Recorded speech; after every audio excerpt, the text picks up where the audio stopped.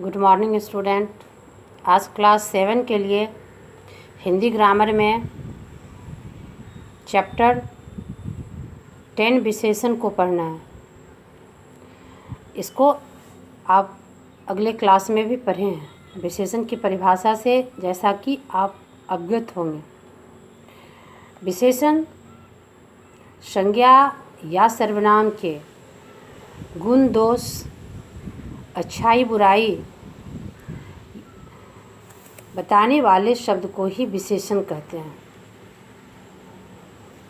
जिस संज्ञा या सर्वनाम की विशेषता बताई जाती है वह विशेष्य कहलाता है। उदाहरण के तौर पर अब पहले आप समझ लें, घोड़ा काला है। इसमें काला जो है विशेषण है और घोड़ा क्या है, संज्ञा है। लेकिन वाक्य में जब यह बताया जाता है कि विशेषण और विशेष्य को अलग करें तो घोड़ा विशेष्य होता है, क्योंकि विशेष्य हम परिभाषा के तौर पर बताए हैं कि जिसकी विशेषता बताई जाती है वह विशेष्य है। यानी घोड़ा की विशेषता बताई गई है कि घोड़ा काला है। घोड़ा उजला भी होता है। यहाँ घोड़ा का सफ़ेद होना, उजला होना उसका विशेषण है, उसकी विशेषता है, तो विशेष्य यहाँ घोड़ा ही है। जबकि घोड़ा संज्ञा शब्द में आता है। घोड़ा जो है वह जातिवाचक संज्ञा है। विशेषण के भेद 4 हैं: गुणवाचक विशेषण, परिमाणवाचक विशेषण, संख्यावाचक विशेषण और सार्वनामिक विशेषण। गुणवाचक विशेषण, गुण का अर्थ होता है किसी भी व्यक्ति या वस्तु का अच्छाई या बुराई को प्रकट करना। संज्ञा या सर्वनाम के गुण, दोष, रूप, रंग, आकार, प्रकार, स्वाद या दशा को अभिभूत कराने वाला शब्द ही गुणवाचक विशेषण के अंतर्गत आता है। जैसे गुणबोधक, ईमानदार, दयालु, बुद्धिमान और विनम्र। यह किसी व्यक्ति की कोई खास विशेषता है, यह उसका गुण है। अब इसी में विशेषण के अंतर्गत ही दोषबोधक विशेषण भी होते हैं। जैसे बुरा, बेईमान, कठोर, मूर्ख, झूठा। यह व्यक्ति का दोषबोधक विशेषण है। यह गुणवाचक के अंतर्गत ही आता है। गुणवाचक के अंतर्गत ही कालबोधक होता है। जैसे नया, पुराना, साप्ताहिक, वार्षिक, मासिक। यह कालवाचक विशेषण है। स्थान बोधक, जो स्थान से संबंधित है। जैसे देसी, विदेशी, ग्रामीण, शहरी। ये शब्द जो है यह स्थान बोधक विशेषण है। दिशा बोधक, पूर्वी, पश्चिमी, उत्तरी, दक्षिणी। यह दिशाबोधक विशेषण है। स्पर्श बोधक, छूने में जो दिखता है, छूने से जो समझ आता है, वह स्पर्श बोधक विशेषण है। जैसे मुलायम, चिकना, कठोर, खुरदरा। यह स्पर्श बोधक विशेषण है। ध्वनि बोधक विशेषण, मधुर, कर्कश। यह ध्वनि बोधक विशेषण है। गंध बोधक, सुगंधित, बदबूदार, दुर्गंध युक्त। यह शब्द भी गुणवाचक विशेषण के अंतर्गत आते हैं। तो गुणवाचक विशेषण के अंतर्गत ये सारी विशेषताएं प्रकट करने वाले शब्द जो हैं वह गुणबोधक हैं। किसी में अच्छाई का गुण है, किसी में बुराई का गुण है, किसी में सुगंध देने वाला गुण है, किसी में दुर्गंध देने वाला गुण है। तो यह गुणवाचक विशेषण के अंतर्गत बातें रखी जाती है। परिमाणवाचक विशेषण, परिमाण का अर्थ ही होता है मात्रा, जिस वस्तु को हम नाप सकते हैं, तौल सकते हैं, ऐसी सब वस्तुओं का बोध कराने वाला शब्द जो होता है वह परिमाणवाचक विशेषण के अंतर्गत होता है। परिमाणवाचक के भी दो भेद होते हैं, निश्चित परिमाणवाचक और अनिश्चित परिमाणवाचक। उदाहरण के तौर पर अब आप समझें, चाय में कुछ चीनी डाल दो। यह वाक्य अशुद्ध है क्योंकि चीनी को हम गिन नहीं सकते हैं। चीनी मापने और तौलने की वस्तु है, तो इसलिए हम कहते हैं कि चाय में थोड़ा चीनी डाल दो। अब थोड़ा में से कितना डालेंगे यह उसकी मात्रा निश्चित नहीं है, इसलिए यह अनिश्चित परिमाणवाचक विशेषण है।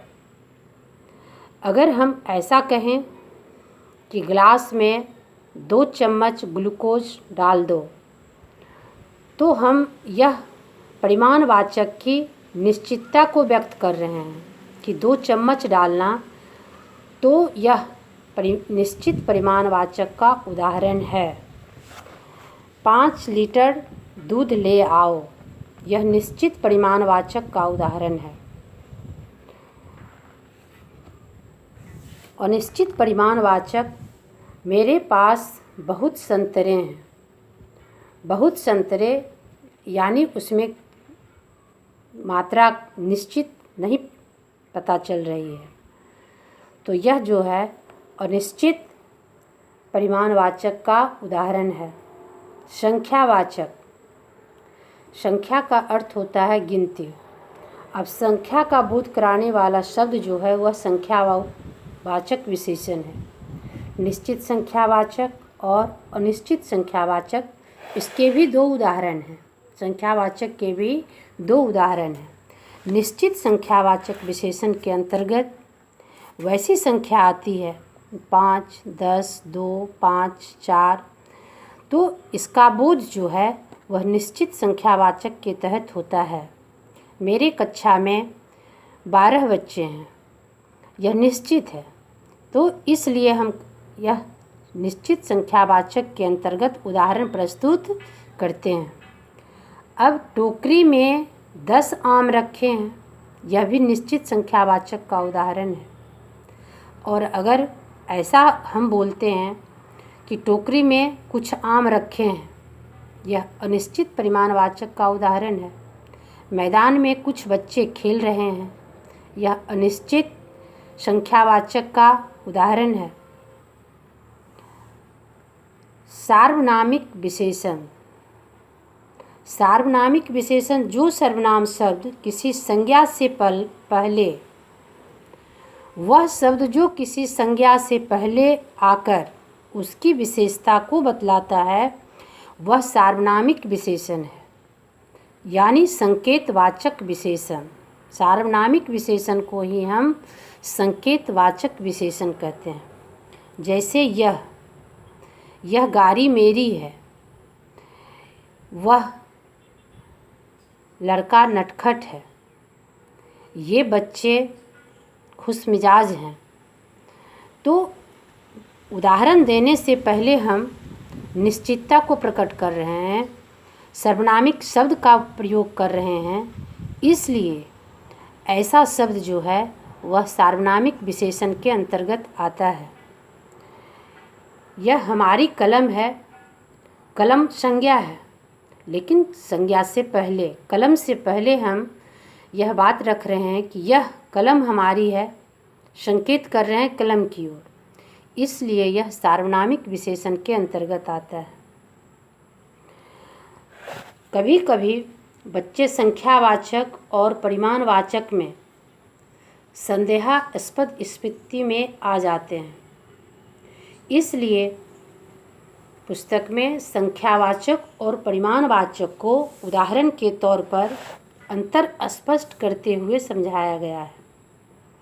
संख्यावाचक विशेषण में जब हम यह उदाहरण देते हैं कि मैंने आज कई रोटियां खा ली, तो यह संख्यावाचक है, रोटी को हम गिन सकते हैं, संख्या के अंतर्गत है।